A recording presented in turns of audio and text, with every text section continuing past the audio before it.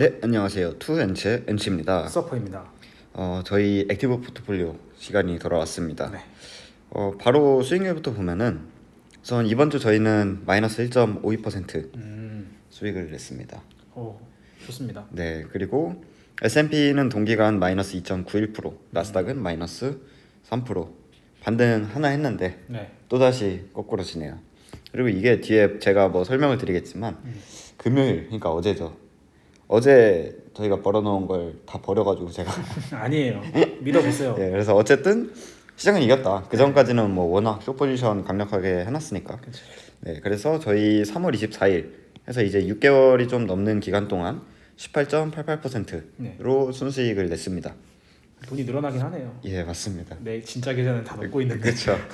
그래서 시계열로 그려보면은 시장은 계속해서 밑으로 쳐박히고 있다. 근데 이제 저희는 그래도 위에서 조금은 버티고 있다. 네. 그게 보이고요. 이제 동기간 동안 이제 시장 대비 얼마나 잘 하고 있냐로 봤을 때 저번 주에 이제 40%를 돌파했고 나스닥 대비 이번 주에는 거의 42% 정도. 이거는 뭐 저희가 잘한 것도 있겠지만 지수가 너무 많이 빠져서. 지수가 많이 빠졌고 그리고 저희는 지수 빠질 때 벌면은 되게 그쵸, 차이가 많이 커지죠. 벌어나지니까 여기서 번 거를 되게 잘 유지를 하고 있다. 네, 지키고 있다. 예, 로 보시면 될 것 같고 S&P 기준으로는 37% 정도 아웃퍼폼을 하고 있습니다. 그래서 저희 목표가 일단은 100%, 네, 한번 찍어봐야죠. 예, 100%이기 때문에 원금의 2배. 예, 시장을 몇 번만 반대 방향으로 더 가면 될 것 같아요. 근데 그게 참 쉽지가 않네요. 그렇죠. 쉽지 않죠. 예. 그래서 보면은 여기 날짜가 잘못돼 있었네요. 괜찮네요. 하고 10월 1일이고. 그래서 저는 좀 그 커뮤니티에서도 공유를 드렸는데 네네. 금요일 날 굉장히 많은 변화가 있었죠. 아예 싹 리밸런싱을 해버렸습니다. 그래서 일단 뭐를 했냐라고 봤을 때 EPV를 전량 매도했습니다. 그래서 이거보다는 좀 높게 팔았고 한 25% 정도 수익을 내고 그냥 전량 매도를 했고요. 이것도 나중에 설명을 드리겠습니다. 그 다음에 AMZD 이거 아마존 숏인데 아마존 숏도 전량 매도를 했습니다. 그래서 이제 숏 포지션은 모두 청산을 시켜버렸고 네. 그 다음에 테슬라를 신규 매수했고 속셀 반도체. 예, 반도체 세배 롱이죠. 그 다음에 TQQQ 나스닥 세배. 나스닥 세배고 네, 여기까지 이제 저의 매매입니다.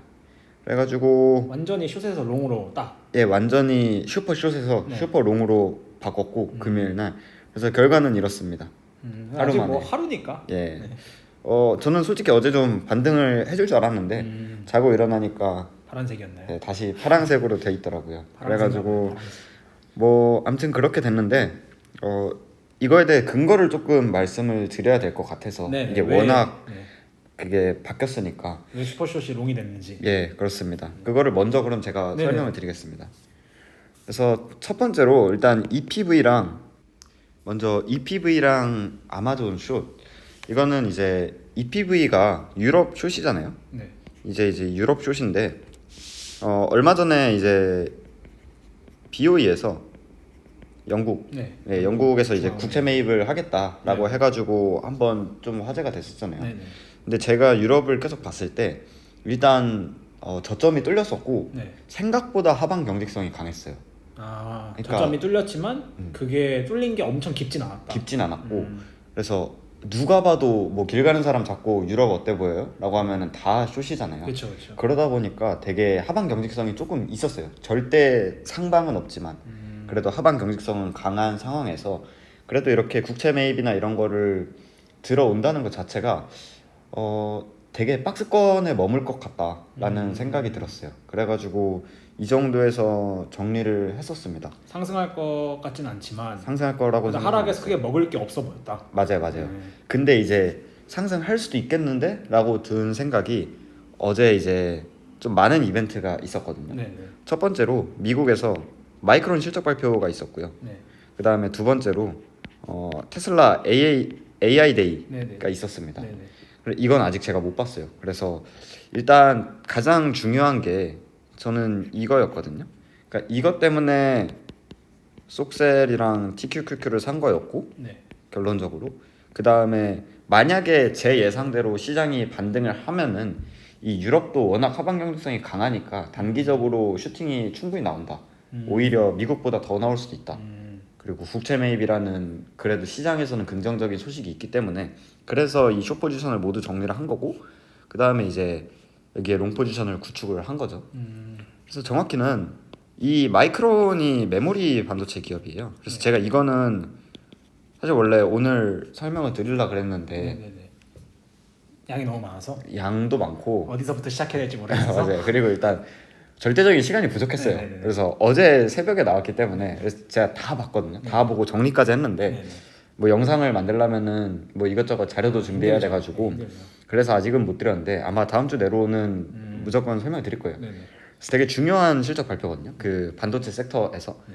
근데 이제 마이크론에서 실적이 완전히 아작이 났습니다. 네. 근데 이번 실적은 그냥 그렇다 쳐도 가이던스 있죠. 다음 분기. 네. 다음 분기 가이던스를 정말 말도 안 되게 줬어요. 말도 안 되게 좋다는 예, 이 매출이 다음 분기 매출이 4빌리언이고 EPS가 마이너스 0.09 정도로 줬거든요. 네. 가이던스를. 근데 이게 어느 정도 수준이냐면 전전 분기에 마이크론이 거의 7.4빌리언 정도 그 매출이 있었고 그다음에 EPS가 거의 2.4 이렇게 벌던 기업이거든요. 적자가 되고 예, 맞아요. 매출도 줄고 예, 적자가 되고 매출도 진짜 거의 반토막이 나고 완전히 아작이 났고 23년도 카펙스 완전히 줄이겠다. 근데 제가 근데 이렇게 안 좋은 상황에서 왜 롱을 외쳤냐? 이거는 또 깊은 설명은 이제 거기서 드리고 네네. 그 영상에서 드리고 영상에서 하고. 예, 그러니까 조금 간단하게 정리를 하자면은 이 메모리 기업이 돈을 잃기 시작하는 게 네. 얘네가 이제 손해를 보겠다는 거거든요. 네네. 그러니까 얘네가 갖고 있는 재고를 그냥 다 팔아버리겠다는 거예요 시장에. 그러니까 이게 이제 수익성보다는 우리는 당장의 재고를 위주로 보겠다. 그러니까 재고를 얘네가 출혈을 감만하면서도 재고를 없애버리겠다는 거거든요. 그럼 이 재고 때문에 지금 반도체 사이클이 망가진 건데 이 재고가 쌓이면 쌓일수록 뭐 고객사의 재고가 쌓이면 쌓일수록 얘네한테 주문이 안 들어와요. 네네. 그래서 전반적으로 이제 반도체 밸류체인이 되게 이렇게 오밀조밀 엮여 있어요. 그래서 확 무너진 거거든요. 네. 근데 이 재고를 얘네가 이제 손해를 보면서까지 이 재고를 없애는 데 주력을 하겠다. 그래서 23년도에도 투자 아예 안 하겠다. 뭐 50% 줄이겠다 웨이퍼. 엔비디아에서도 비슷한 얘기를 했었죠. 네. 우리 GPU 판매 줄이겠다. 그래서 이제 마이크론이랑 엔비디아 이런 애들이 점점 그냥 적자 볼 거 감안하고 계속해서 재고를 줄이고 있으니까 네. 이게 얘네도 직접적으로 언급을 한 게 다다음 분기 그러니까 2월 정도? 23년도 2월? 23년도 2월 정도부터 반도체가 이제 다시 재고가 이제 다 떨어질 거예요 고객사가. 네. 네, 그래가지고 근데 반도체는 또 워낙 사이클을 타기 때문에 네. 한 6개월 정도 보통 선행을 하거든요. 그래가지고 이제 거의 바닥이 왔다. 그러니까 통상적으로 마이크론이나 하이닉스 얘네들이 적자를 볼 때가 진짜 바닥이라고 하더라고요. 그래가지고 얘네 다음 분기 적자 컨센서스 좋구나. 그리고 이렇게 말도 안 되는 실적을 발표했음에도 안 빠졌어요 마이크론이 그 애프터마켓에서. 네네. 그러니까 모두가 알고 있는 거죠. 반도체 이제 바닥이다. 네, 그런 인식을 충분히 줄 수 있었던 실적 발표였고 2개 분기만 더 참자라는 마음. 그럼 꽤나 중기적이네요. 꽤나 중기적이죠. 꽤나 중기적. 근데 반도체는 그걸 또 선반영을 해버리기 때문에 어제 시장이 저는 오를 거다. 오를 거다라고 예상을 했어요. 왜냐면 테슬라 AI 데이까지 있었으니까. 예, 그래서 어제 시장이 오를 거라고 생각을 했었습니다. 테슬라 AI 데이는 아직 아예 보지도 못했어요. 오늘 새벽이었는데 네네. 일어나자마자 지금 영상을 찍고 있는 거라 가지고 아직 제대로 못 봤는데 결국에는 그렇게 썩 엄청난 내용이 나오진 않은 것 같아요. 주가를 보면은. 네네. 이것도 제가 다시 한번 다 살펴보고 영상을 따로 드리겠지만 어쨌든 제가 기대했던 거는 어제 테슬라 AI 데이도 있었고 그리고 마이크론이 시간 내에서 굉장히 잘 버텨줬고 이 바닥까지 어느 정도 확인을 시켜줬고 근데 딱히 막 CPI랑 이제 이런 것도 좀 멀었잖아요. 10월 중순이고 그리고 중요한 실적 발표도 다음 주에 크게 없거든요. 기업들이 다다음 주부터 이제 다시 시작하지. 그러니까 이런 이슈가 부재한 상황에서 굉장히 시장을 자극할 만한 뉴스들이 많았다. 그래서 저는 롱을 외치면서 숏을 다 팔고 싹 간 건데 뭐 물론 월요일 날 또 어떻게 될지 모르겠지만 모르는 네. 거죠. 그래서 어제는 조금 실망스러웠지만 일단은 뭐 조금 가져갈 것 같아요.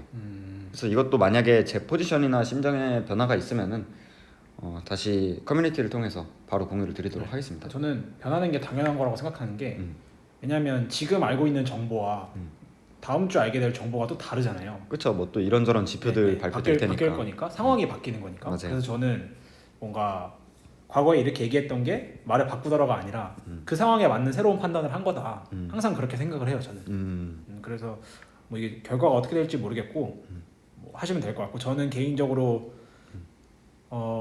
그래도 살짝 위험해 보인다. 위험해 보인다. 네. 그렇죠. 지금 슈퍼 쇼시시니까. 네, 저는 아직도 쇼신 사람이고 네, 그런 상황인데. 그렇죠. 근데 뭐 모르죠. 제가 뭐 맞는다는 보장도 없는 거고. 그래서 제가 뭐 이 짓을 한 것도 네네. 워낙 EPV랑 그 SOXS로 많이 벌어놔가지고 그렇죠, 한 거기도 한데, 근데 저는 이제 계속해서 복귀를 했거든요. 어제 선물 시장 보면서 네. 계속해서 복귀를 했는데, 저는 아직까지는 이 판단이 되게 뭐라 해야 될까, 틀린 판단은 아니었다고 생각을 해요.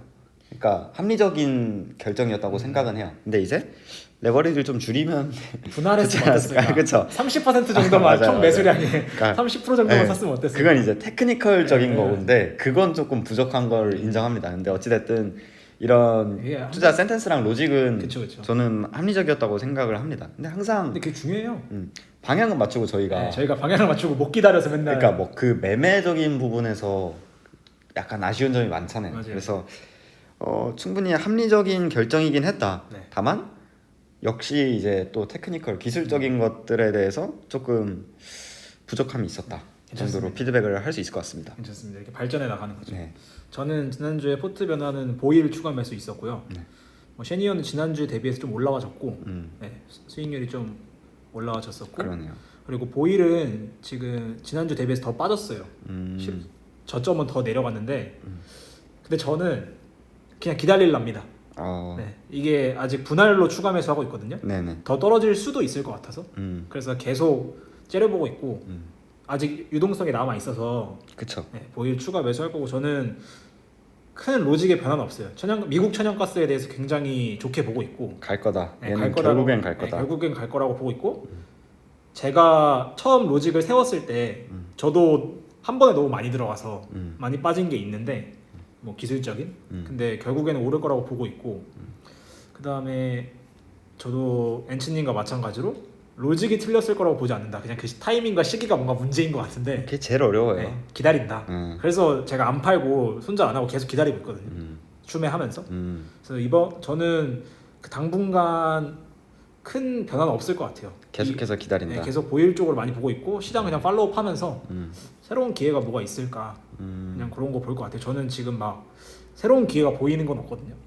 워낙에 근데 확고하시면 네. 이제 시장 숏 때리셔도 아 시장 숏이요? 예.